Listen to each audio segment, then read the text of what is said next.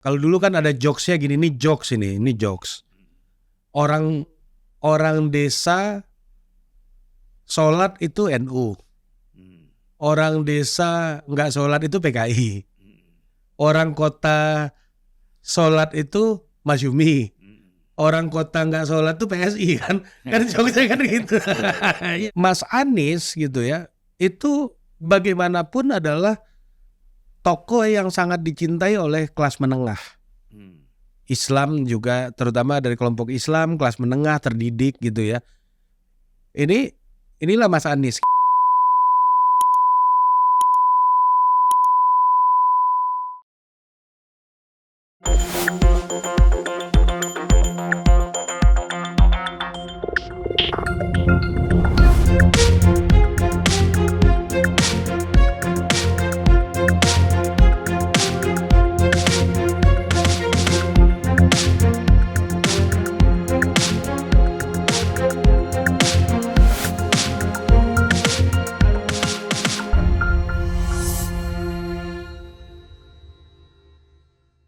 Bismillahirrahmanirrahim. Assalamualaikum warahmatullahi wabarakatuh. Waalaikumsalam warahmatullahi wabarakatuh. Salam sejahtera buat kita semua. Salam untuk seluruh para penonton Unpacking Indonesia dimanapun berada. Artinya begini, ini terjadi juga dalam pergeseran politik kita. Ya. Kita ingat pada masa sebelum Orde Baru, pada masa 955 kita pemilu semuanya, bahkan PRI Permesta.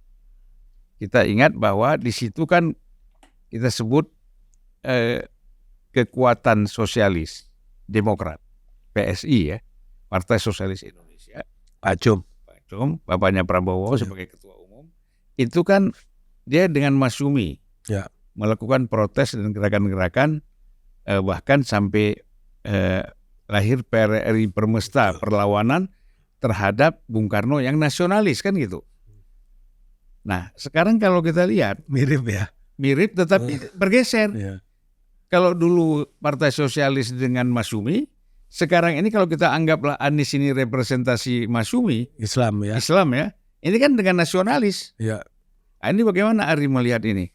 Iya, memang ada apa yang terjadi di zaman politik aliran ya Bang ya. Kalau kita lihat kan waktu itu ada PSI, Masyumi.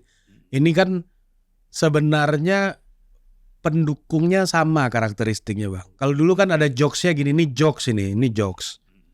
Orang desa sholat itu NU, orang desa nggak sholat itu PKI, orang kota sholat itu Masyumi, orang kota nggak sholat itu PSI kan jokesnya kan gitu. Iya kan? Yeah. Nah ini menarik nih, bahwa Mas Anies gitu ya, itu bagaimanapun adalah tokoh yang sangat dicintai oleh kelas menengah. Islam juga, terutama dari kelompok Islam, kelas menengah, terdidik gitu ya. Inilah Mas Anies gitu ya, ada di kelompok itu gitu, yang mana beliau dipertemukan oleh dengan masa-masa yang berada di kelas menengah atas gitu ya. Beda sama PKB misalnya. PKB kan banyakan masanya ada di daerah-daerah pedesaan gitu. Ya, tradisional itu. Nah, sementara dalam konteks ini juga PDI Perjuangan gitu ya. Itu partai yang ini masanya ada di daerah pedesaan sebenarnya kan, wong cilik, tapi juga di Jakarta juga kuat, terutama di kelas bawah gitu Bang, di kelas bawah. Nah ini yang menjadi perbedaan sebenarnya ya. Kalau di zaman dulu Masyumi dan PSI itu sama-sama itu adalah gerakan kelas menengah gitu ya. Orang kota yang melakukan kritik terhadap Bung Karno ketika itu, pemerintahan Bung Karno ya. Ya banyak zaman dulu yang mengatakan bahwa Masyumi itu gudangnya teknokrat muslim ya. Salah satunya kan yang masih dalam school of thought itu kan Pak Yusril sekarang yang masih hidup sebagai yang dianggap sebagai natsir muda ketika itu kan. Nah, Masyumi dan teknokrat sekulernya ada di PSI-nya Pak Cum ini dulu gitu kan. Nah mereka ini ketemu ya komunikasi politiknya pasti akan jauh lebih mudah gitu menurut saya, karena mereka ini berada dalam segmentasi kaum terdidik yang sama gitu ya, kelompok kaum terdidik ketika itu kelas menengah gitu. Nah Mas Anies dengan PDI ini kan sebenarnya ini lintas segmen nih. Mas Anies itu kelas menengah ya, kelompok elit terdidik berpendidikan gitu. Sementara PDI itu punya segmentasi market utamanya wong cilik kelas bawah ini gitu. Market apa basis utama utama gitu. Nah inilah perbedaannya menurut saya nih apa yang terjadi hari ini. Tapi ya kita juga lihat bagaimana PDI ya dari hasil Pilpres kemarin gitu juga banyak didukung oleh kelompok-kelompok CSO gitu sebenarnya, karena di situ ada sosok Pak Mahfud ketika Pilpres kemarin gitu ya. Nah jadi kita akan melihat sosok Mas Anies ini adalah gabungan dari kelas menengah Muslim perkotaan ditambah kelompok-kelompok CSO dan kelompok-kelompok yang berbackground CSO atau yang banyak orang sebut SJW sekarang gitu ya, berada di situ juga karena mereka kan dekat sama Pak Mahfud ketika Pilpres kemarin gitu ya. Pak Mahfud sosok yang dianggap progresif kan, memang orang bersih, orang yang punya integritas dan intelektualitas gitu ya, dianggapnya kayak begitu oleh segmen SJW ini gitu ya, Muslim menengah perkotaan, SJW dan CSO ditambah dengan kelompok kelas bawahnya. Dijelaskan SJW itu apa?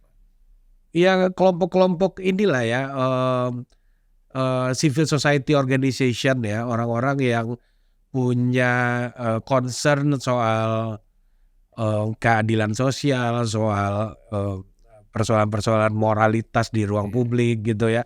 Moralitas dalam artian bukan moralitas keagamaan gitu ya, tapi moralitas etika dan kehidupan bermasyarakat gitu ya. Yang mana mereka banyak terpengaruh dengan standar-standar kebebasan, standar-standar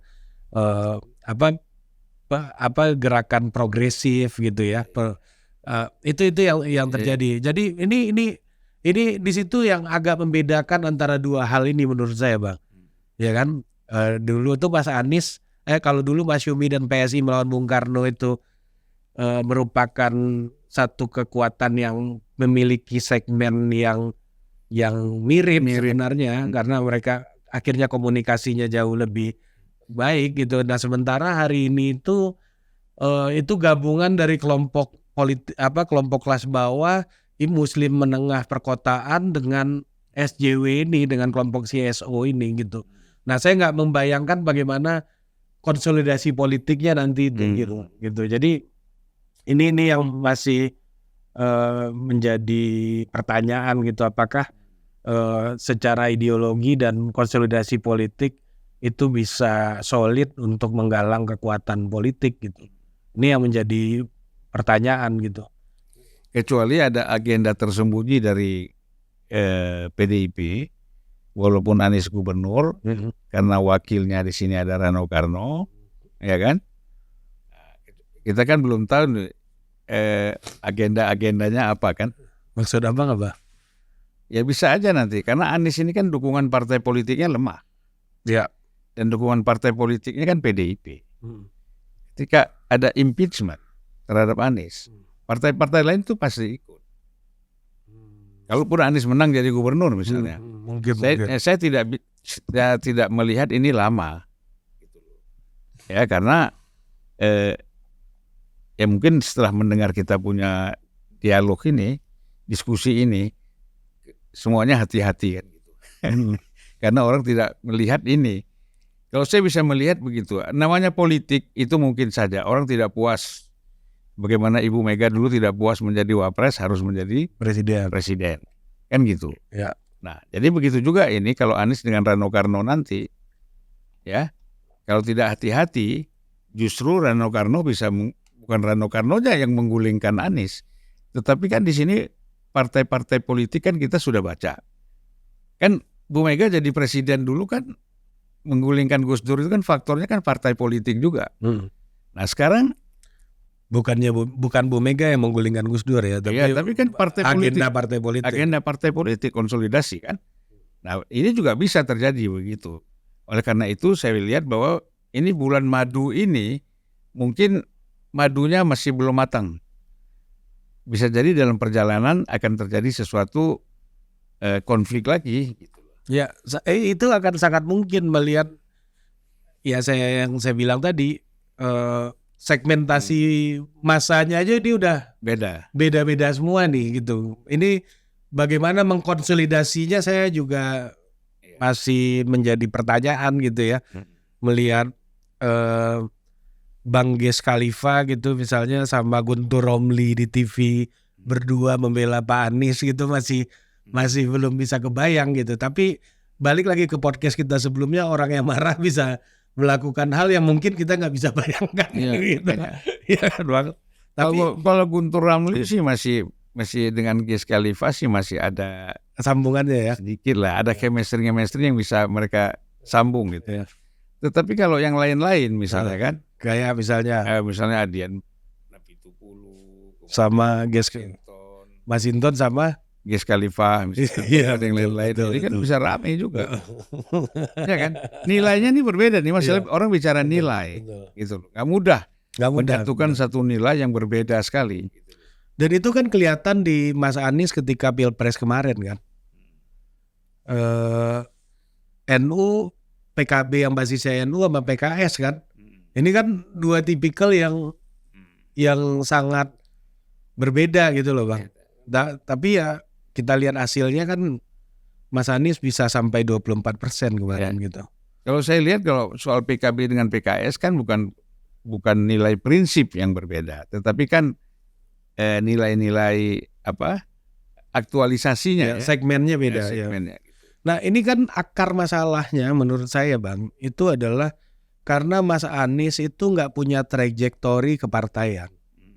Karena beliau nggak masuk partai, nggak membesarkan organisasi kepartaian, nggak pernah gitu secara sadar dan secara langsung gitu ya.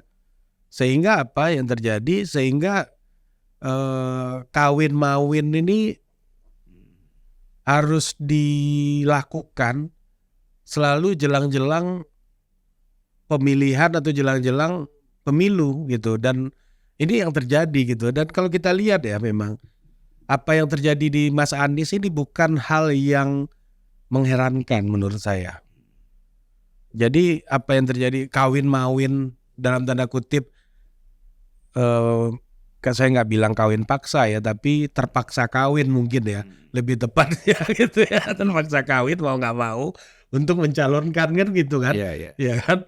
Jadi itu harus ditempuh oleh Mas Anies di dalam berbagai macam momen politik yang beliau ikuti. Ini nggak mengherankan karena Mas Anies kan orang yang selalu mendapatkan kesempatan ketika ada konflik elit.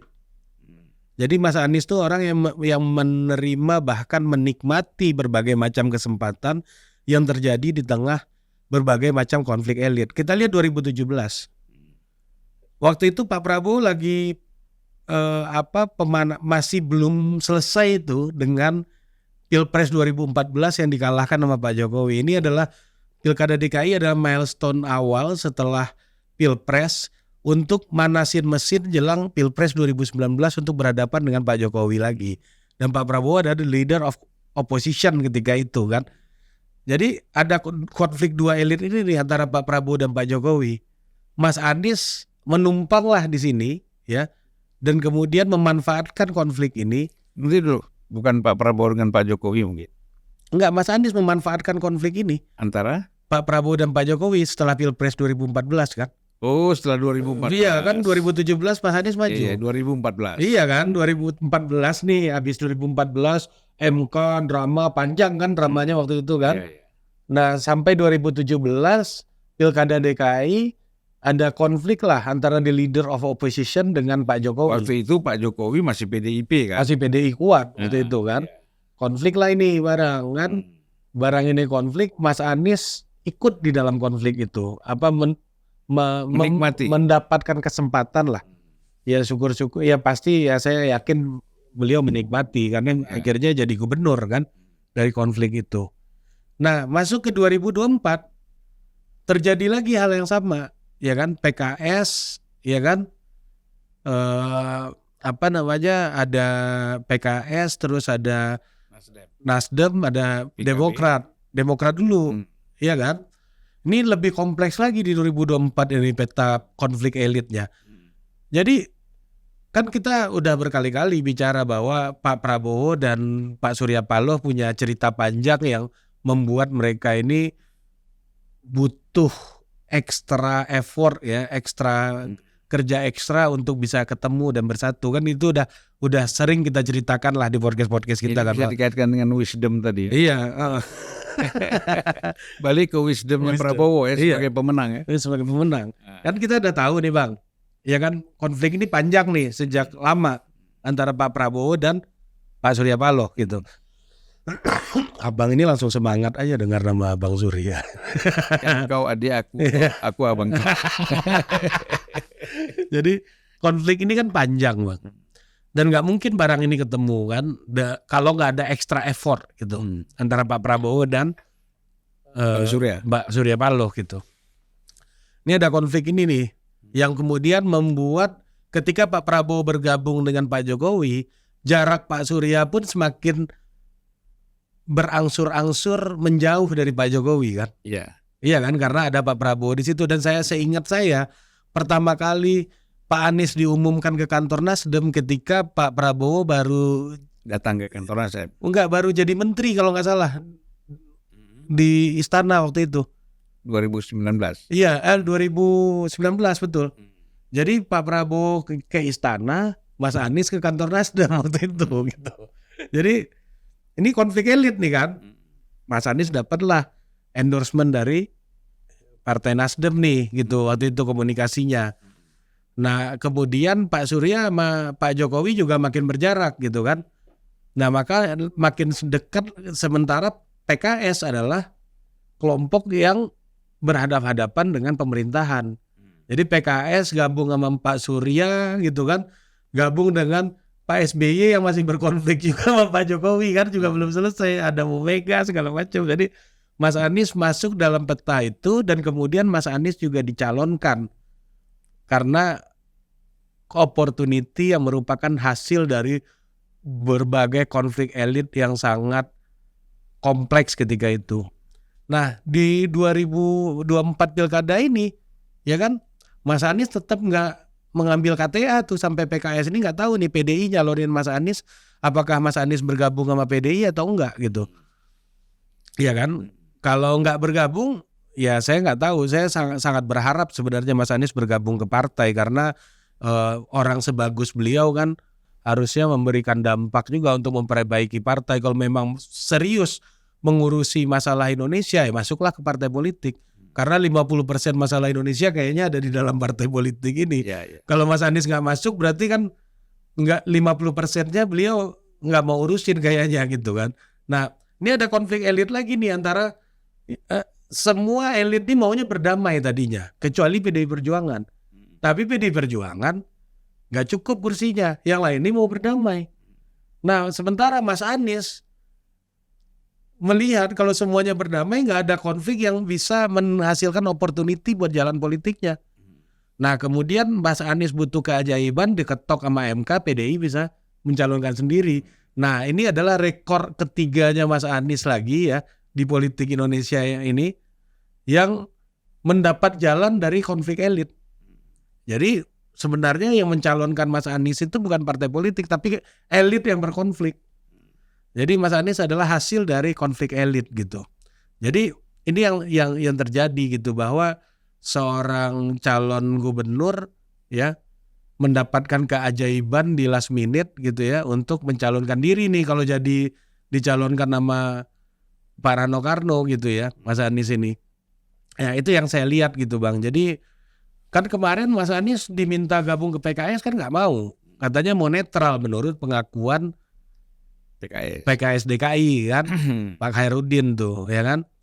Mas Anies mau netral. Ya mungkin Mas Anies berpikiran PKS juga bukan partai besar yang bisa mengantarkan cita-cita politik beliau yang besar juga gitu kan. Nah sementara ini kalau bergabung ke PDI ya artinya memang Mas Anies ingin membangun trajektorinya untuk jadi pemimpin nasional selanjutnya dari PDI karena dengan kekuatan Muslim perkotaan yang Mas Anies punya tadi ya, kelompok menengah terdidik Muslim perkotaan inilah segmentasi yang sulit dijangkau oleh PDI Perjuangan kan selama ini gitu. Kalau Mas Anies bergabung ke PDI segmennya tetap terjaga ya ini akan memperkuat PDI juga sih menurut saya Bang gitu. Jadi dalam hal ini apakah Mas Anies akan bergabung dengan PDI? Ya saya besar harapan saya beliau bergabung gitu ya. Karena akan memberikan angin segar bagi kepartaian kita di Indonesia gitu. Jadi kan istilah mu'alaf tadi kan, Guntur Ramli mengatakan. Paten juga tuh istilahnya Mas Guntur tuh mu'alaf tuh. Ya dia bilang Anies mu'alaf kalau Ya. masuk PDIP. Ya mu'alaf itu gimana menurut Abang? Abang lah yang paling otoritatif nih untuk bicara soal permu'alafan ini.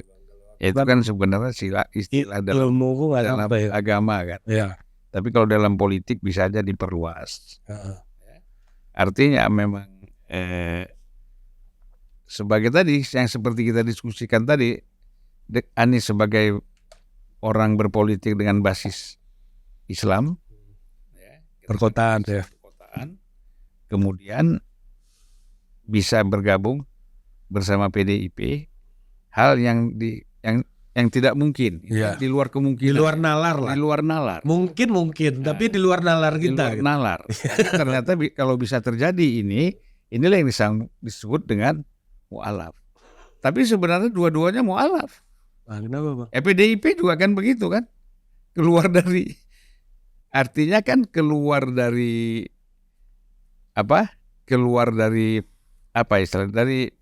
prinsip-prinsip yang selama ini mereka pegang sebagai kelompok nasionalis. Sementara kan Anies walaupun bagaimana kan Islam yang kalau kita bicara perkotaan kan ini banyak pikiran kanannya kan, gitu loh. Nah PDI bisa bergabung di sini. Jadi ini mu'alaf ketemu sama mu'alaf. Mu'alaf kanan ketemu mu'alaf kiri. Ya, mu'alaf kiri. Mudah-mudahan bisa menjadi mu'alaf tengah. Mu'alaf kanan kiri itu. Ketemu kan? Iya. Jadi mu'alaf tengah. Kalau memang betul-betul bisa terwujud. Gitu. Dan itu sebenarnya bagus juga. Bagus. Artinya orang tidak lagi berbicara selama ini pengkotak-kotakan, pembagian. Betul. Ya kan? Dari kelompok-kelompok Islam ini. Pada prinsipnya kalau sudah sama-sama Pancasila kita bisa ketemu dalam nilai aliran apa saja. Bisa bergabung kan gitu. Tapi saya nggak tahu ya sebagai orang yang mungkin Abang kan memang kenal sama Bu Mega gitu ya. Kalau saya kan mengamati dari jauh lah soal Bu Mega gitu ya. Ini kan bukan perkara mudah juga buat Bu Mega untuk mengambil langkah ini kan. Oh iya. Iya kan, karena Bu Mega kita tahu orangnya saklek, bahkan cenderung stubborn gitu ya, keras kepala orangnya gitu dan fokus dengan apa yang beliau yakini kan. Dan sementara di PDI Perjuangan sendiri ada Pak Ahok gitu ya, ada Pak Ahok yang merupakan orang yang dikalahkan Pak Anies bahkan setelah pertarungan itu masuk penjara gitu ya. Ini kan hal yang benar-benar butuh usaha lebih. Apalagi Bu Mega kemarin kan ngomong sendiri kan, mau nggak nurut. Nah disitulah seorang pemimpin dibutuhkan wisdom lagi. Ya, nah, jangan menuntut wisdom dari kader ataupun rakyat, tapi pemimpinnya yang harus. Artinya perhitungan politik, ya kan, dalam kontestasi Anies dan Ridwan Kamil itu kan bisa kita lihat kemungkinan ya, ini kembali ke nalar lagi untuk menangkan Anies ini kan susah melawan Ridwan Kamil ini karena banyak faktor. Salah satu faktornya adalah tadi faktor Ahok tadi. Ini kan pendukung Ahok sangat kecewa kalau betul-betul PDIP ini mengusung Anies Baswedan, ya kan? Dan Ganjar sendiri tidak mau juga. Dia nggak mau Ganjar. Ya, kan di media sosial kita baca begitu, ya, untuk Anies menjadi calon gubernur ini. Ya mungkin Ganjar berpikir peluang saya jadi presiden yang akan datang bisa hilang nih. Ya bisa juga kan, orang kan macam-macam. Tapi kan bisa duet mereka kan, Anies Ganjar kan. Ya tapi siapa yang jadi presiden, siapa yang jadi wakil, kan ini susah. Karena pernah sama-sama jadi capres, pernah sama-sama jadi gubernur kan. Nah jadi kalau kita lihat di sini, ini memang tidak mudah ya untuk menang. Karena tadi kekecewaan, harapan besar dari pendukung Ahok, walaupun bagaimana itu cukup lumayan besar ya, itu mengharapkan kan Ahok yang dicalonkan menjadi calon gubernur oleh PDIP. Tiba-tiba bagaimana mereka masih belum bisa melupakan, kalau saya lihat-lihat di media sosial ya, belum bisa melupakan persoalan konflik antara Anies dengan Ahok dulu, berikut para pendukungnya pada 2017. Nah ini kan mereka akan milih, ya mereka akan lari milih ke Ridwan Kamil yang dianggap lebih netral, gitu. Dan bisa juga jadi PDIP yang basisnya kita bilang tadi basis Wong Cili dan lain-lain, itu juga operasi-operasi ini kan jalan nih, ya kan? Operasi-operasi juga. Operasi apa maksudnya Bang? Ya operasi-operasi untuk ada dua operasi nih. Dari pihak Anies operasi melakukan pendekatan terhadap basis PDIP. Satu pihak lain dari basisnya Ridwan Kamil itu akan melakukan operasi juga untuk menjelaskan bahwa bagaimana seorang Muslim yang cukup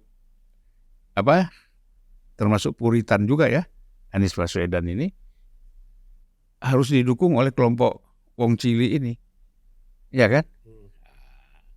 Dengan macam-macam isu lah.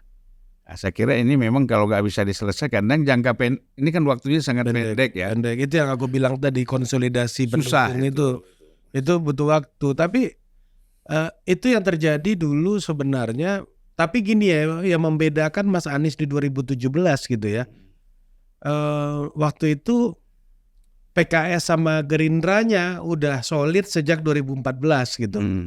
PKS sama Gerindra sudah solid dari sejak 2014. Kemudian 2017 itu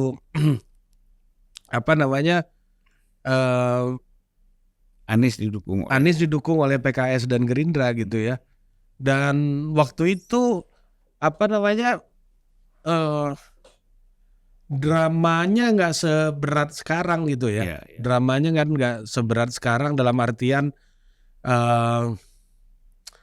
nggak, partainya fragmentasi politiknya nggak kayak sekarang, ada tiga kutub. Waktu itu ada Mas Ahaye, ada Mas Anies, ada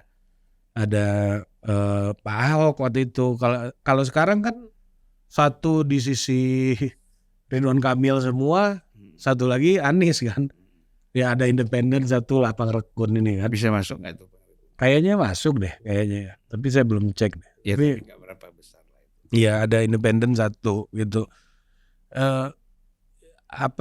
Sementara di situasi sekarang kan sebenarnya gini Bang, maksudku gini. 2014 itu Mas Anies ini kan juga bagian dari Pak Jokowi waktu itu. Ya. Iya kan? Kemudian didukung oleh Pak Prabowo gitu kan. Dan Pak Jokowinya menang, Pak Prabowo dan PKS-nya itu udah solid dari 2014 untuk menyongsong tujuan baru di 2019 berhadapan-hadapan dengan Pak Jokowi lagi gitu. Iya kan?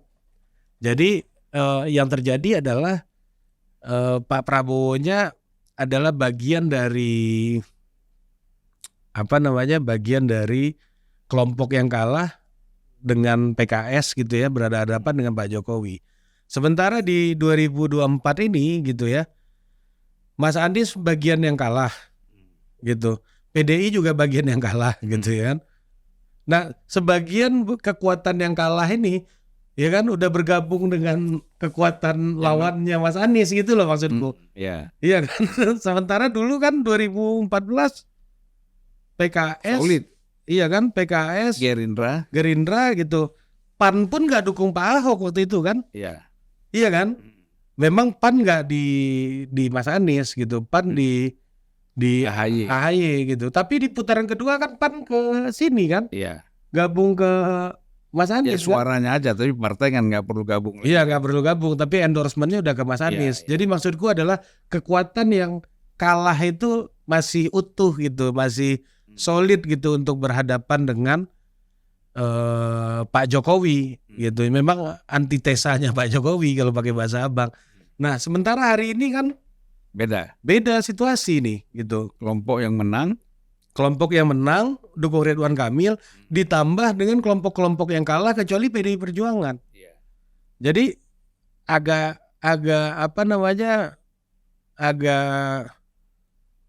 ini juga ya, agak berat juga nih jalannya Mas Anies dalam melakukan ini komunikasi ini ya, gitu. Jadi baik dari segi struktur partai, kekuatan politik ataupun kekuatan basis masanya, ini kedua-duanya berat memang. Karena waktu konsolidasinya tuh nggak pendek sekali betul. Kan kalau diputuskan September, berarti kan hanya ada waktu 2 bulan ke November. Itu nggak bisa cepat, apalagi bicara seluruh Indonesia. Apalagi bicara basis di Jawa Tengah, Jawa Barat. Iya, apalagi pemilunya se-Indonesia ya. Iya. Resourcesnya kan terbagi seluruh Indonesia itu. Iya kan? Di sini agak ininya ya, agak beratnya Mas Anies menghadapi jalan ini. Tapi sih saya malah berpikir kalau Mas Anies nggak maju ini nggak ada daya tariknya pemilu ini gitu. Mas Anies harus harapan saya gitu ya Bang ya, agar tetap podcast ini ada yang dengerin gitu. Mas Anies harus tetap mencalonkan gitu. Ya memang dari dulu kita katakan pemilu presiden tanpa Anies memang tidak menarik. Tidak menarik. Ya, Pilgub ini juga tanpa Anies nggak menarik. Memang harus maju Mas Anies. Maksudnya biar koalisi besar ini benar-benar diuji gitu. Ya. Oleh sosok yang juga qualified. Makanya ketika kita sama Abang ya, sama BHM sama Mbak Uni itu saya bilang juga, wah putusan MK ini bagus buat Kim nih. Biar kalaupun Kim ini menang, dia mendapatkan ujian yang sepadan gitu untuk mendapatkan kemenangan itu. Jadi legitimasinya juga makin kuat dan itu akan jadi dukungan yang baik juga untuk Pak Prabowo ke depannya, bukan calon gubernur yang DKI ya yang dipilih melalui proses yang nggak kuat, nggak kompetitif gitu loh, Bang. Jadi itu yang aku lihat gitu. Jadi ini nggak tahu ya, ini memang dari awal tadi segmentasi marketnya udah beda, segmentasi pendukungnya udah beda. Kan sebenarnya itu kekayaan ya Bang ya. Ada perbedaan di antara segmentasi market itu kan sebenarnya kekayaan tuh. Iya kan? Ada Islamnya, ada sekulernya, ada kelompok kelas bawahnya. Ini kan diversity, ini kan kekayaan gitu. Ya, ini yang terjadi juga di Pilpres kemarin. Mas Anies ada PKS-nya, ada PKB-nya, kan ada diversity-nya, kekayaan gitu. Tetapi memang apabila dalam waktu yang singkat kekayaan ini tidak bisa ditemukan format terbaiknya gitu ya, siapa melakukan apa dan untuk apanya gitu ya, dan malah itu bisa jadi kontraproduktif ya. Ada kesel-keselan, wah ini PDI yang nguasain nih, kita nggak usah ikut gitu misalnya gitu. Militansinya jadi berkurang juga gitu kalau nggak bisa mengatasi itu gitu. Ya sayang sekali ya, sebenarnya kalau ada satu partai Islam aja, P3 misalnya masuk koalisi dengan PDIP dukung Anies, itu warnanya jadi lebih bagus ya. Ya kalau partai kan. Kalau partai. Kalau partai, tapi kalau pendukungnya kan udah ada segmentasi Islamnya Mas Anies kan. Walaupun nggak ada partai Islamnya gitu ya. Tapi poinku adalah diversity ini yang jaraknya terlalu jauh sehingga mempertemukannya kan nggak mudah gitu loh. Ini kan jangankan yang jauh Bang, yang dekat aja kayak Pak Sudirman Said udah lama sama Mas Anies sama Partai Nasdem gitu. Bisa lagi jadi tokoh utama juga di dalam Pilpres kemarin kan. Iya bisa bentrok habis Pilpres Bang. Maksudnya jaraknya bisa langsung dari 2 cm jadi 2 kilo gitu. Iya. Ini kan terjadi kemarin tuh yang kayak gitu. Mas Anies lebih punya preferensi dengan kelompok tertentu di internalnya ketimbang Pak Sudirman Said gitu ya. Pak Sudirman Said merasa pengaruhnya berkurang dan akhirnya kecewa dan keluar dari barisan gitu kan. Dan itu padahal dari segi aliran pemikiran Islamnya sama kan? Sama. Apalagi yang ini gitu. Apalagi kemarin kan udah muncul tuh kader-kader PDI yang mengembalikan KTA, Bang lihat nggak? Ya kan ada muncul yang kayak gitu. Ya ini konsekuensinya lah gitu ya. Dan kerja keras Mas Anies di situ dulu nih sekarang mempertemukan keberagaman basis masanya yang terlalu ekstrim. Tapi syukurnya benar kata Abang tadi, mualaf kanan, mualaf kiri ketemu, ya mudah-mudahan dia jadi mualaf tengah. Jadi nggak ada ekstremitas dalam pilkada kali ini. Kalau dulu kan 2017 kan antara malaikat lawan setan aja kan, lawan iblis kan, 2017 kan narasinya kan kayak gitu. Kalau sekarang kan relatif lebih ke tengah tuh dua-duanya kan dengan adanya sosok Mas Anies. Ya sekarang sampai ke malaikat lah, manusia lawan manusia. Ya ini manusia lawan manusia karena di tengah. Iya kan. Dulu itu saya punya dosen namanya udah meninggal sekarang, beliau almarhum Iqbal ya, Iqbal Jayadi namanya. Itu pernah bilang gini, dalam memahami manusia itu nggak kayak di sinetron. Kalau sinetron itu orang jahat terus nggak pernah baik. Sementara orang baik terus nggak pernah jahat. Coba kamu nonton Bawang Merah Bawang Putih misalnya katanya. Padahal nature-nya manusia itu kan di tengah. Ketika dia baik ada jahatnya, ketika dia jahat ada baiknya. Gitu. Ini beda sinetron dengan film-film koboi ya. Film koboi ya. Nah, kalau film koboi itu kan kita kan nonton hari ini, misalnya aktor utamanya baik, tiba-tiba dia jadi bandit kan. Bandit. Gitu. Jadi suka bertukar-tukar. Nature-nya manusia begitu, Bang. Wisdom-nya di situ. Nah ini menurut saya satu lagi ini adalah milestone-nya Mas Anies menuju 2029 juga tentunya. Jadi ini akan menjadi pertarungan yang hidup mati juga buat Mas Anies gitu ya. Dan saya nggak tahu ya kalau kalah di sini mungkin karir politiknya akan berakhir gitu ya. Kita bantu bangun universitas.